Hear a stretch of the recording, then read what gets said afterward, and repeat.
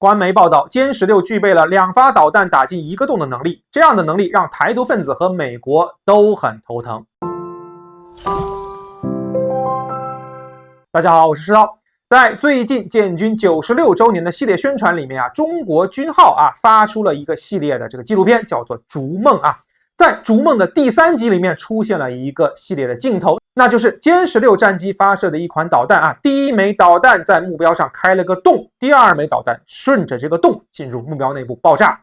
这个熟悉军事历史的观众们一下就会反应过来，这个画面曾经在海湾战争中出现过。没错，当年美国在海湾战争中使用斯拉姆导弹在伊拉克的电厂的坚固外墙上先打出了一个破洞，随后第2发斯拉姆由这个洞钻进电厂内部，彻底摧毁了这个加固的电厂。那么这也是世界战争历史上记载的第一次在人的特意操纵之下完成的所谓2弹1洞的这种攻击这说明呢，斯拉姆导弹具备了极高的命中精度。而这一次在逐梦中呢，我们也不经意间透露出了我们已经具备了这样的能力。那么画面中应该是由歼16战机发射的这个对地攻击导弹，第1发先给一个地面的加固目标开了个洞，而第2发我们能看到画面是穿过这个洞进入到内部爆炸。那么这样画面呢，至少说明了2个问题。第一个是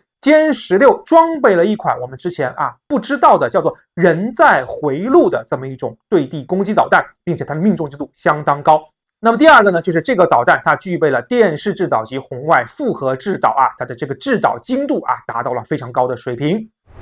那么根据这个导弹外形的推测这款导弹有可能是在上一届珠海航展上公开展示的这个 AKF-088C 型这个导弹。那么这款导弹呢，实际上是在之前咱们装备的叫做空地88导弹的基础上进行了改装。它的改装呢，其实思路与这个斯拉姆从鱼叉反舰导弹改装过来这个思路非常接近，那就是加装了一副这个折叠的弹翼扩大了它的航程与滑翔的这个范围。另外呢，就是换用了发动机，用更省油的这个涡扇发动机换掉了原本的发动机，使得这款导弹的打击半径是大大的延长。另外呢，这款导弹也是装备了更适合于任务攻坚用的一个弹头应该是一个穿甲型的弹头，使得它的打击的威力也极大的提升。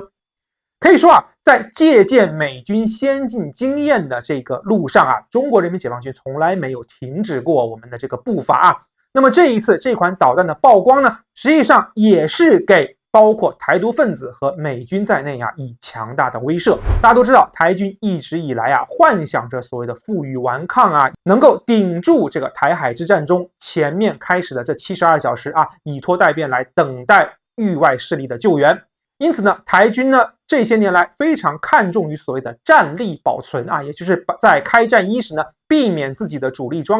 战装备损毁。那么台军就修筑了一系列的加固工事，包括了一些加固的地下掩体等等，妄图想要在开战伊始呢躲过首次的打击。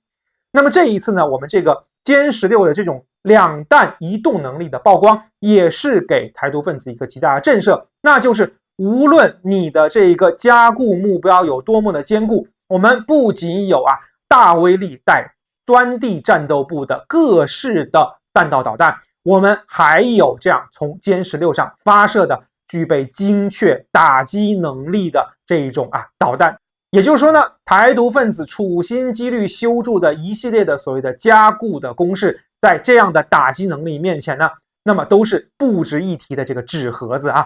而对于美军来说呢，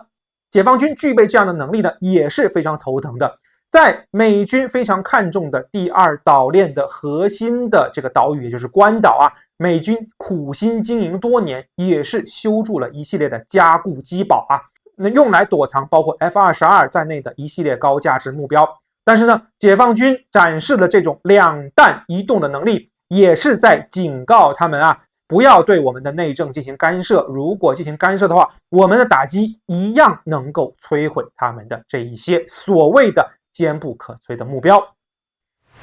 那么在我们的宣传片中解放军不经意的露了这么一手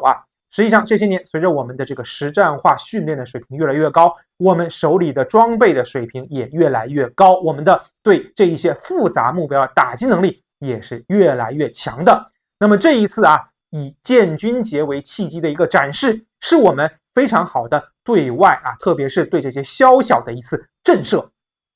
大家对这期话题有什么看法？欢迎在评论区我交流，也感谢您的关注、点赞、转发，咱们下期再见。